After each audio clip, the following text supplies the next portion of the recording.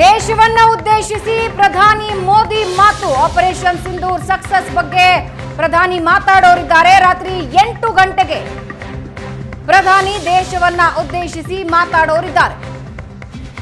Operation ಸಿಂಧೂರ್ನ ನಂತರ ಮೊದಲ ಬಾರಿಗೆ ಪ್ರಧಾನಿ ಮೋದಿ ಮಾತಾಡೋರಿದ್ದಾರೆ. ಇಲ್ಲಿಯವರೆಗೆ ಸೇನೆಯಿಂದ ವಿದೇಶಾಂಗ ಇಲಾಖೆಯಿಂದ ಮಾಹಿತಿ ಬಂದಿತ್ತು. ದಾಳಿಗೆ ಪ್ರತಿ ದಾಳಿಯಲ್ಲಿ ಭಾರತೀಯ ಸೇನೆ ಕೊಟ್ಟ ಉತ್ತರ ಸೇರಿದಂತೆ ಆಪರೇಷನ್ ಸಿಂಧೂರದ ಪ್ರತಿ ಅಪ್ಡೇಟ್ ಸೇನೆಯಿಂದ ವಿದೇಶಾಂಗ ಇಲಾಖೆಯಿಂದ ಸಿಕ್ಕಿತ್ತು. ಆಪರೇಷನ್ ಸಿಂಧೂರ್ನ ನಂತರ ಪ್ರಧಾನಿ ಮೋದಿ ಮೊದಲ ಮಾತು.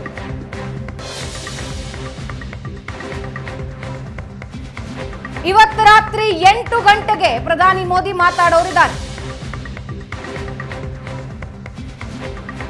ಆಪರೇಷನ್ ಸಿಂಧೂರ್ನ ನಂತರ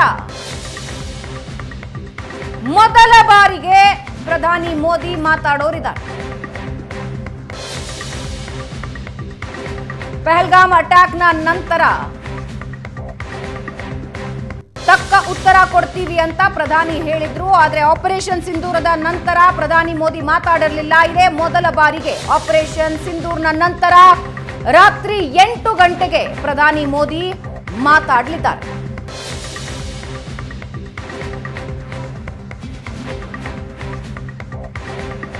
ಡಿಜಿಎಂಒಗಳ ಸಭೆ ಇವತ್ತು ಕುತೂಹಲ ಮೂಡಿಸ್ತಾ ಇದೆ. ಇದರ ಜೊತೆಗೆ ಆಪರೇಷನ್ ಸಿಂಧೂರ್ ಭಾರತದ ಪ್ರತಿದಾಳಿಯ ನಂತರ ಪ್ರಧಾನಿ ಮೋದಿ ಮೊದಲ ಬಾರಿಗೆ ಮಾತಾಡೋರಿದ್ದಾರೆ.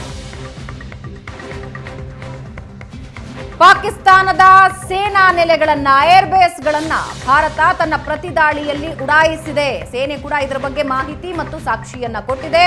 ಇದರ ಜೊತೆಗೆ ಡಿಜಿಎಂಒಗಳ ಸಭೆಯಲ್ಲಿ ಭಾರತ ತನ್ನ ಷರತ್ತುಗಳನ್ನ ಏನಿಡುತ್ತೆ, ಯಾವ ರೀತಿಯ ಚರ್ಚೆ ಆಗತ್ತೆ ಅನ್ನೋ ಕುತೂಹಲ ಇದೆ.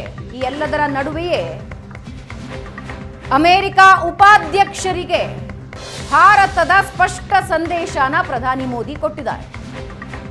ಪಿಒಕೆ ಬಗ್ಗೆ ಮಾತನಾಡಿದ್ದಾರೆ.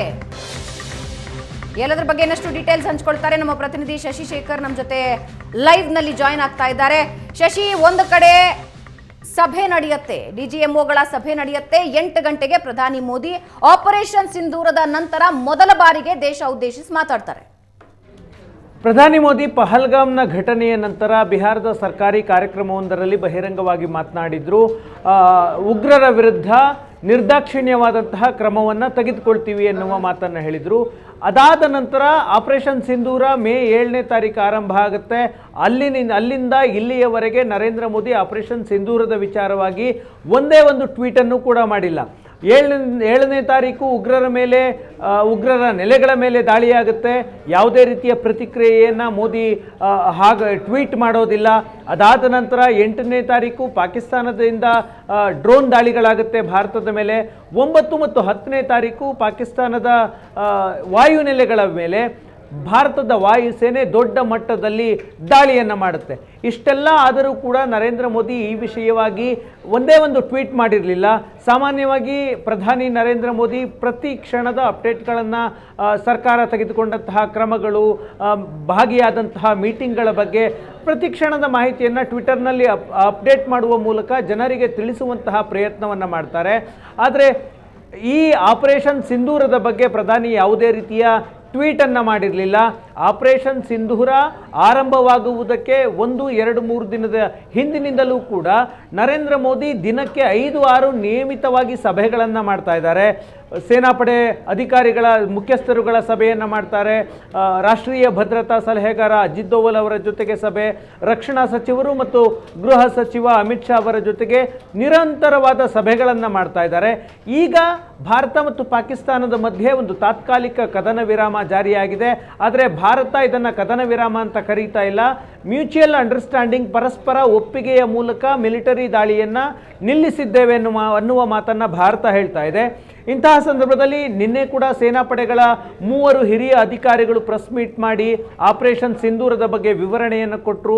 ಇವತ್ತು 3 ಜನ ಅಧಿಕಾರಿಗಳು ಪ್ರೆಸ್ ಮೀಟ್ ಮಾಡಿ ಆಪರೇಷನ್ ಸಿಂಧೂರದ ಮುಂದುವರಿದ ಭಾಗವಾಗಿ ವಿವರಣೆಯನ್ನು ಕೊಟ್ಟಿದ್ದಾರೆ.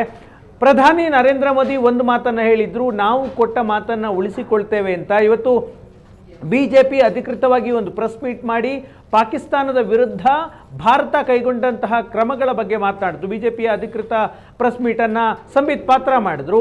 ಈಗ ರಾತ್ರಿ 8 ಗಂಟೆಗೆ ಪ್ರಧಾನಿ ನರೇಂದ್ರ ಮೋದಿ ದೇಶವನ್ನು ಉದ್ದೇಶಿಸಿ ಮಾತನಾಡಲಿದ್ದಾರೆ. ಯಾಕಂದರೆ ಈ ಸಂಘರ್ಷ ಆರಂಭವಾದ ನಂತರ ಪಾಕಿಸ್ತಾನದ ಪ್ರಧಾನಿ ಮತ್ತು ವಿದೇಶಾಂಗ ಸಚಿವರು ನಿಯಮಿತವಾಗಿ ಪ್ರೆಸ್ ಮೀಟ್ಗಳನ್ನು ಮಾಡ್ತಾ ಇದ್ದಾರೆ, ಪತ್ರಿಕಾ ವಿಡಿಯೋ ಹೇಳಿಕೆಗಳನ್ನು ರಿಲೀಸ್ ಮಾಡ್ತಾ ಇದ್ರು.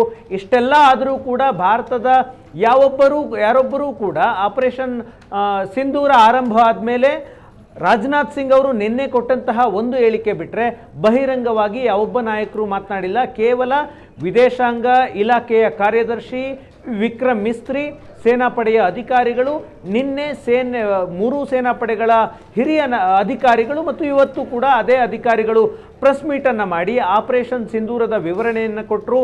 ಈಗ ಕೆಲವೇ ಕ್ಷಣಗಳಲ್ಲಿ ಭಾರತ ಮತ್ತು ಪಾಕಿಸ್ತಾನದ ಮಧ್ಯೆ DGMO ಅಧಿಕಾರಿಗಳ ಮಟ್ಟದ ಮಾತುಕತೆಯಾಗುತ್ತೆ. ಆ ಮಾತುಕತೆ ನರೇಂದ್ರ ಮೋದಿ ಅವರ ಭಾಷಣದ ಸಂದರ್ಭಕ್ಕೆ ಮುಗಿದಿರುತ್ತೆ. ಒಂದು ಹಂತಕ್ಕೆ ನಿರ್ಧಾರ ಏನು ಅಂತ ಗೊತ್ತಾಗಿರುತ್ತೆ. ರಾತ್ರಿ 8 ಗಂಟೆಗೆ ಪ್ರಧಾನಿ ಇಡೀ ಭಾರತ ಮತ್ತು ಪಾಕಿಸ್ತಾನದ ಮಧ್ಯೆ ಪಹಲ್ಗಾಮ್ ದಾಳಿ ಮತ್ತು ಆನಂತರ ಏನೇನೆಲ್ಲ ಆಯಿತು ಮತ್ತು ಆಪರೇಷನ್ ಸಿಂಧೂರ ಇದರ ಬಗ್ಗೆ ಮೊದಲ ಬಾರಿಗೆ ಮಾತನಾಡಲಿದ್ದಾರೆ. ರೈಟ್ ಶಶಿ, ಧನ್ಯವಾದ.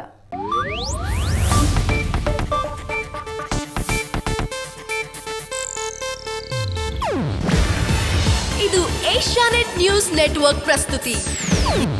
ನೀವು ನೋಡ್ತಿದ್ದೀರಾ ಏಷ್ಯಾನೆಟ್ ಸುವರ್ಣ ನ್ಯೂಸ್.